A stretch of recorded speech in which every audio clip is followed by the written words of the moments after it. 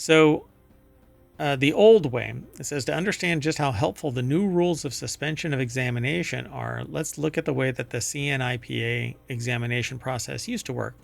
Prior to June 2023, the CNIPA did not allow suspension of examinations for trademark applications. This is especially problematic when considering the examinations typically concluded in 6 to 8 months, while actions to remove registered trademarks, such as non-use cancellations, would take 1 to 2 years. In practice, this meant that the application was blocked by another cited trademark would be almost guaranteed to lose validity, even if the cited mark was pending on a non-use cancellation. Well, that's fascinating. I mean, because that definitely impacts people that perhaps should have been granted trademarks.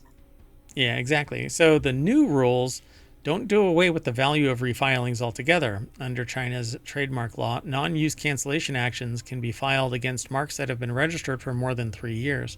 Non-use cancellation actions require the owner of the targeted mark to demonstrate that the mark has been used on the relevant goods or services in a substantive capacity at some point during the 3 years prior to the non-use filing.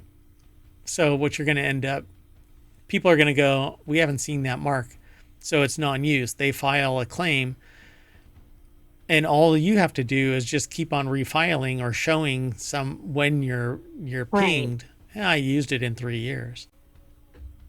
So you're still going to get It's an this. odd system. Yeah, but marks get abandoned pretty easily, and from experience, unless you have the money to keep on defending it, it's almost useless to have a trademark. Because while somebody can get a trademark, they have to demonstrate that you weren't using that mark at any time during the thing. And if they know about you, then they know that you've been using it. So therefore, they can't get their mark. Right. Yeah, So, it's pretty tough. yeah.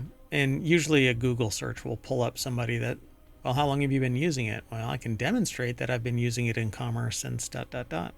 I've owned the domain, for instance.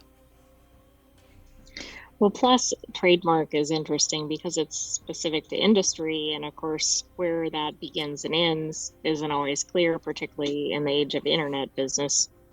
Yeah, and IP in general, right? I mean, you could sit there and go, well, I'm in music, so my trademark covers me in music, but I also have apparel, so I've got everything. Exactly.